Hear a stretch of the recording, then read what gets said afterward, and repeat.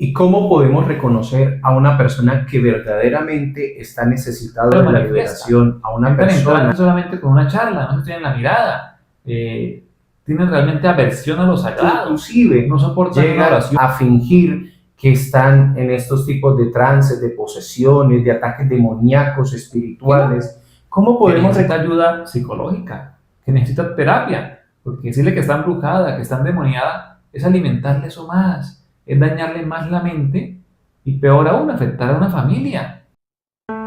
El Señor dijo: yo soy el camino, la verdad y la vida. En un mundo de misterios y enigmas, su luz brilla para revelar los misterios del oculto. Su amor transforma vidas y su poder libera al oprimido. Sacerdote por decisión, exorcista por vocación. El exorcismo desde la fe cristiana? Ejemplo de Cristo: vayan al mundo, impongan las manos, liberen, sanen, expulsen demonios. Esa fue la orden del Señor.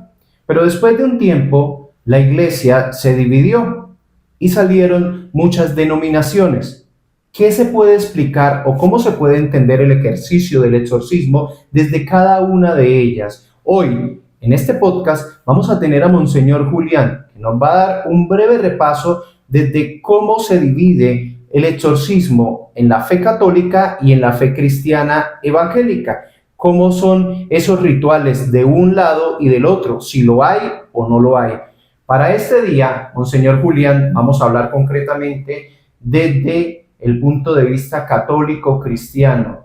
¿Cómo son las diferencias? ¿Qué marcan las diferencias? En el podcast anterior hablamos del exorcismo desde otras religiones. Hoy nos toca desde nuestra propia fe.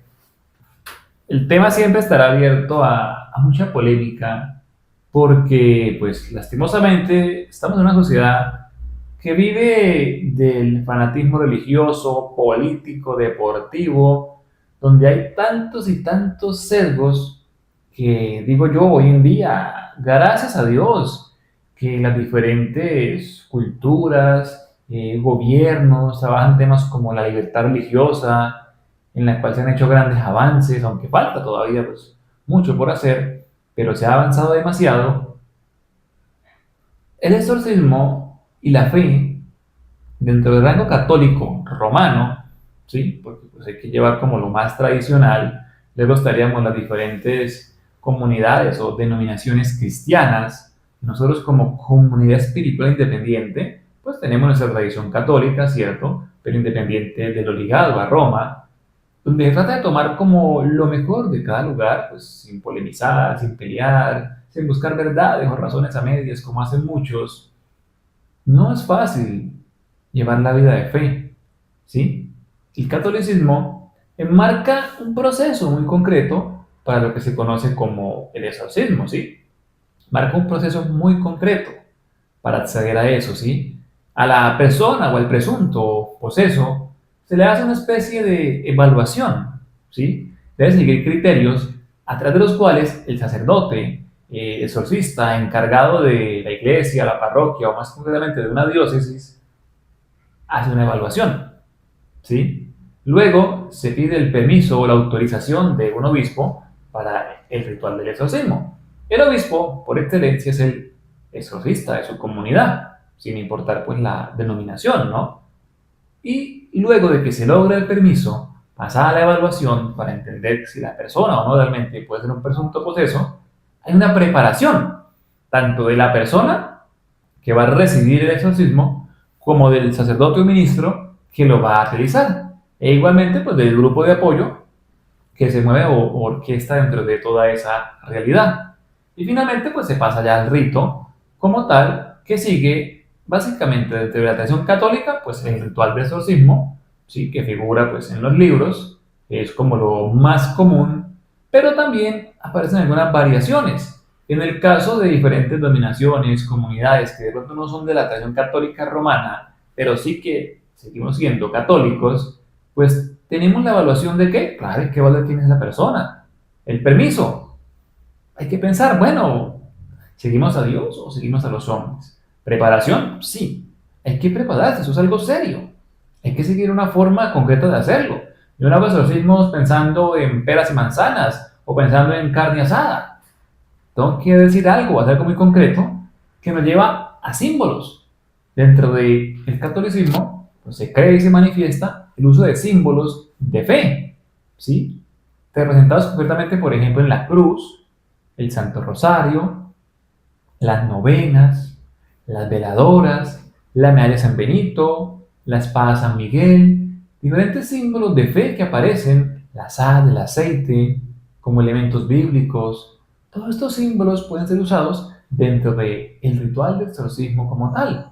¿Para qué? Pues para buscar ayudar a la persona. ¿Qué es lo que pasa de pronto con el tema ya católico y sobre todo romano? Pues que es como un proceso como más lento, muchas veces no se cree dentro de la misma tradición católica que exista el demonio o que se avalen los exorcismos. Hay como mucha tara en permitirlo, en ayudar a las personas, como que a muchos obispos ni siquiera les gusta que les mencionen el tema, incluso prohíben y rechazan a los sacerdotes que se dedican al exorcismo, a la liberación, a la sanación, como que son juzgados dentro de su propia comunidad. Y hombre, pues como usted lo dijo, el mandato de Cristo, ¿cuál fue? Imponer las manos, sanar, liberar, llevar la palabra. Entonces, por eso pensé ahorita que, bueno, ¿seguimos a hombres o seguimos al mandato divino? Hay que estar, pues, mirando realmente qué hace uno y qué no hace. Por eso muchas personas pues, deciden caminar siguiendo a Cristo, más allá de una iglesia o una institución. Pero si nosotros vamos a analizar, la iglesia de Cristo se compone también de otras denominaciones, otro tipo de iglesias. Estas iglesias, ¿cómo practican este ritual? ¿Necesitan de este tipo de avales? ¿Solamente puede hacer el exorcismo una persona encargada en este tipo de denominaciones, para no decir nombres, pero no sé, tiene que ser el pastor, tiene que ser algún líder, o quienes pueden hacer el ejercicio de la liberación? ¿Quién puede hacer este ejercicio dentro de estas iglesias? Y me cabe una duda con respecto al tema de los exorcismos en la Iglesia Católica. Muchas veces en redes sociales encuentran o nos envían constantemente a nosotros y a otros sacerdotes que no pertenecen al clérigo romano, al clérigo apostólico romano, nos envían muchos mensajes de que usted no es exorcista. ¿Por qué usted no es exorcista? Porque usted no pertenece a la verdadera iglesia de Dios. Usted no puede hacer exorcismo. ¿Hay algún texto bíblico que nos pueda, entre comillas, defender a nosotros, a los que no pertenecemos a la iglesia romana, a la iglesia católica apostólica romana, o simplemente no estamos aptos para este servicio, para hacer este ministerio? Y para terminar, el exorcismo entraría como un sacramental. Bien, dos temas y dos momentos pues muy interesantes. Y sí, usted lo que ha dicho es cierto. Lastimosamente nos encanta tener la razón en lo que decía ahorita en tantos temas. Y uno de ellos es la religión. Incluso hay personas que la Biblia la vuelven su escudo, su arma de doble filo. Porque con ella contrarrestamos, con ella peleamos, con ella defendemos. Y se volvió la Biblia una guerra de citas. Y eso ni hablar de las diferentes Biblias o versiones, que la falsa, que la verdadera. Tristemente, volvió la fe un negocio, una pelea, un quién sí, quién no. Y nos estamos saliendo del mensaje de Jesucristo. ¿Cómo hacemos o cómo avalan las personas que de pronto no son de la tradición católica romana? Bueno, por ejemplo, la cita de Marcos del discípulo anónimo, que narra, hacia grandes rasgos, pues que una persona estaba haciendo liberaciones y exorcismos en nombre de Jesucristo, pero no caminaba con los 12, es decir, digamos, con la élite o los elegidos de ese momento. Y Jesús reprende a los discípulos de él, porque intentaron detenerlo, básicamente diciéndoles que lo dejaran, porque él estaba obrando en su nombre y que nadie cobraba un milagro en nombre de Jesucristo, pues podría luego hablar mal de él. Ahí ya hay un versículo, ahí ya hay una cita, ¿sí? Y otro mandará otra para tumbarla, y otro mandará otra para aprobarla. Entonces la Biblia no es eso, la Biblia no es para eso, ¿ya? Porque ¿en qué juego estaríamos cayendo? Yo no puedo hacer a la Biblia decir lo que yo quiero que diga. Para hacer la exégesis, la hermenéutica, el estudio bíblico, y en este caso pues tenemos ese ejemplo. El Señor mandó a hacer la obra. El permiso es de Dios, el permiso es de Jesucristo, porque los mismos hombres muchas veces pecan por desconocer la realidad, por no reconocer la brujería, por no reconocer la maldad. Y el Señor sí que la vivió, la practicó. Si no leemos la Sagrada Escritura, ¿cuántos exorcismos practicó Jesús? ¿Cuántas liberaciones? Entonces, el permiso como tal es de Jesucristo. Él es quien da el don para llevar este ministerio de exorcismo, porque el exorcismo como tal es un ministerio, ¿ya? Y es un don que una persona recibe. Cualquiera puede aprenderse el libro, el ritual, y recitarlo y coger ahí a una persona y bueno, mirar qué pasa y puede que lo tumbe, puede que le haga sentir algo, pero tendré el don de la liberación, tendré el don del exorcismo.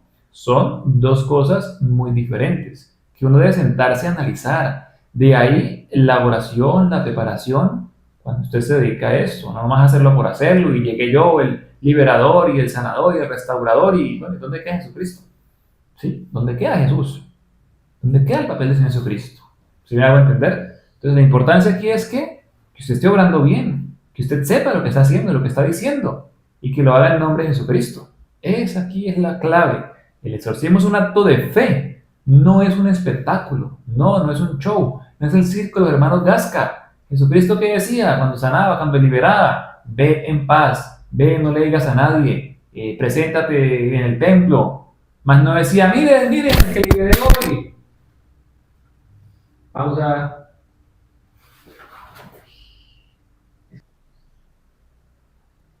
Jesucristo no decía, ay, mire que liberé hoy, mire, somos la TikTok, somos el WhatsApp, mire aquí el video del endemoniado Gerasa, mírenlo, miren, apláudame. No, eso no es así.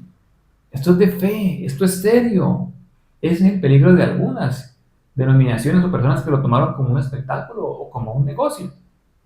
Entonces, de la importancia de reconocer la fe en el exorcismo, ¿no? De sacar de lado el espectáculo. Ahora lo que tú me decías, la parte cristiana. Cristianos somos todos, ¿cierto? Si creemos en Cristo. Ahora hasta peleamos por el nombre. Bueno, en gran parte de las denominaciones cristianas no católicas se habla, por ejemplo, de oración de liberación. No tanto la palabra exorcismo como tal. ¿Sí? Cree mucho en la liberación. No hay un ritual como tan elaborado como el ritual católico romano. Pueden o suelen hacerlo los pastores, los líderes religiosos e incluso laicos con fe. ¿Sí? También creyendo o manejando pues la autoridad que es en Jesucristo, invocando el Espíritu Santo, imponiendo las manos, leyendo la palabra de Dios, que básicamente muchos elementos que se hacen dentro de la rama o la tradición católica. La clave, como lo dice todo esto, es invocar al Espíritu Santo, obrar en nombre de Jesucristo. Esa es la clave. De pronto que haya menos formalismo entre uno y otro, que haya más diversidad, sí, claro que sí, pero aquí la clave es que la fe. Yo tengo fe para hacerlo, me siento preparado, soy capaz, siento que Dios me llama a esto, o lo hago por hacerlo, o por show, o por plata. La fe personal, sentir ese llamado y la confianza en Dios, que es el que da la fortaleza realmente para hacer y llevar este ministerio. ¿Y cómo podemos reconocer a una persona que verdaderamente está necesitado de la liberación, a una persona a la cual se le debe de practicar un exorcismo, a otra persona que de pronto viene con trastornos mentales, que de pronto su mente no está procesando bien lo que está viviendo y de pronto por algunas situaciones inclusive llegan a fingir que están en estos tipos de trances, de posesiones, de ataques demoníacos espirituales? ¿Cómo podemos reconocer a estas personas, Monseñor? ¿Cómo podemos reconocerlos a través de sus actitudes psicológicamente? Podemos inclusive determinar por algunos aspectos del medio en el que ellos viven, de la forma como hablan, cómo se expresan. ¿Hay algún test o algo que nos pueda ayudar a determinar este tipo de personas? Bien, sí, como decíamos ahorita, pues marcamos el tema del proceso y evaluación. Claro, sin importar la rama o la denominación, hay que conocer la persona y conocer su realidad, ¿sí? Porque pues ciertamente, como yo le digo a la persona o quien viene a un proceso o una cita, bueno, cuénteme la historia, cuénteme su realidad, analicemos la situación. ¿La idea qué es? Pues discernir, descartar, pues si está embrujado, si está endemoniado, si está poseído, ¿sí? Si es algún tipo de vejación, porque todo no es brujería, todo no es el demonio, todo no es el diablo, y a veces también puede ser mental, por algo mismo que se dejó pasar, que se dejó llevar, y que pues nos lleva a otras cosas. Tristemente hay personas que les parece o creen que es bonito estar embrujado, que les parece bonito estar ahí, caer al piso, revolcarse, vomitar, y bueno, hablar y decir y vociferar cosas que no son de este mundo. Hay gente que le encuentra gracia a jugar a hacer eso, a jugar a hacerse el poseído. Es ahí donde entra pues el conocimiento, el discernimiento en Dios y la labor del ministro, del exorcista, pues para determinar si hay un caso o si es espectáculo y si quiere vender algo para llamar la atención familiar, para buscar lástima o para evitarse un problema más grande. Y sí hemos tenido casos, tristemente, donde personas pues empiezan y vienen a llegar a fingir que están poseídos, que están embrujados, y a la final pues tristemente toca decir en la cara a esta persona y a la familia que no, que necesita ayuda psicológica, que necesita terapia, porque decirle que está embrujada, que está endemoniada, es alimentarle eso más, es dañarle más la mente y peor aún afectar a una familia, ¿sí? Que sufre por esta persona. Entonces hay que estudiar bien cada caso. Test, más que un test, una evaluación como que, a ver, lléneme esto, a ver si está embrujado. No, pues tampoco es así, ¿no? Pero pues uno conoce la misma experiencia. Por ejemplo, el que está embrujado realmente, el que está con síntomas de posesión, el solo hecho de llegar al lugar ya lo manifiesta. Entran en trance solamente con una charla, no se tienen la mirada, tienen realmente aversión a lo sagrado, no soportan una oración en latín, por ejemplo. O sea, hay cosas muy concretas, sí, la fuerza desmedida. No es nomás hacerme el embrujado y ya. Llegan al lugar y se quieren ir. Sí, o sea, el que está realmente mal sabe que necesita ayuda. El que busca hacer show, pues va a seguir el show si uno no se da cuenta y si uno se lo permite. Entonces, hay que analizar todo eso. Cada punto nos lleva a determinar si realmente la persona necesita ayuda espiritual o necesita ayuda psicológica. Lo cual también, pues, creo que lo vamos a estudiar a fondo para que ustedes también lo puedan conocer, ¿sí? Y obviamente, muchas brujas, brujos son mentirosos. Y todos dicen que son el diablo, que son Satanás, pero realmente no todos son el diablo y no todos son Satanás. No todos son muertos, no todos son difuntos, ¿sí? Por eso la importancia de eso, como usted lo menciona, analizar, estudiar, discernir en Dios para obrar y hacer lo correcto, para no dejarnos engañar y pues para que la persona no viva en su engaño y pobrecita, sufra más de la cuenta. Recordando todo esto, Monseñor, se me viene a la cabeza una cita que tuvimos. Había una cita múltiple, usted estaba atendiendo a una señora y yo estaba atendiendo a otra dentro de las consultas. Cuando usted empezó a hacer la oración, recuerdo que la señora que estaba con usted comenzó a hacer algunas manifestaciones fuertes, gritos, patalea, empezó a desesperarse, empezó a convulsionar y a generar una fuerza muy, muy evidente. Cuando yo terminé la cita, la consulta, la persona que yo estaba atendiendo, recuerdo que esta señora me hizo un comentario, me dijo, ¿y padre? ¿Y yo por qué no grité así? ¿Y yo por qué no sentí lo mismo que la otra señora estaba sintiendo? Obviamente, esta señora traía sus problemas, sus dificultades y su cabecita venía enfocada a que de pronto ella podía tener todo esto. Y en su momento le pregunté yo a la señora, ¿y es que usted quería sentir eso que está sintiendo esa pobre mujer? Entonces ella llegó y dijo, no.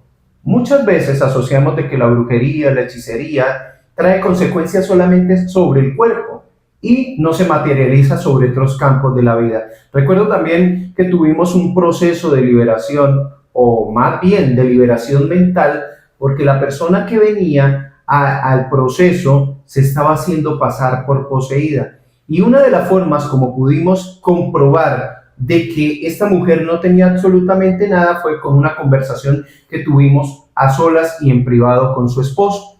Ese día el Señor nos comentó de que cuando la mujer entraba en posesión, estando los dos en su vivienda, en su casa, en oración, el espíritu maligno, aquel espíritu que atormentaba, perturbaba y la quería destruir a ella, le recomendaba al esposo que tenía que ir y confesarse, que tenía que ir y dejar de beber, que tenía que dejar los malos hábitos, que tenía que consentirla, que tenía que apechuchar más a la poseída. Y nosotros dijimos, hay incoherencias, pero esta ya se pasa. O sea, el espíritu que la quiere ver destruida a ella, le está arreglando el matrimonio, le está arreglando el hogar. Nosotros nos quedó esa duda y empezamos a, no solamente la siguiente vez, empezamos a hacer un exorcismo, pero un exorcismo donde también no solamente orábamos, sino intentábamos buscar la naturaleza de lo que estaba sucediendo realmente con esta joven, si ella verdaderamente estaba poseída o no estaba poseída. Y con algunas estrategias que utilizamos intentamos desvelar que ella no estaba poseída, sino que tenía un problema psicológico, psiquiátrico, que luego hablándolo con ella, nos comentó todos los problemas, vacíos, ausencias, dolores que ella traía desde su infancia, desde su niñez, y al parecer todo esto que esta mujer estaba fingiendo, todo lo que ella estaba aparentando sentir, lo hacía por el miedo a que el marido no la dejara y no la abandonara. Entonces allí podemos mirar verdaderamente la naturaleza de un poseído o la naturaleza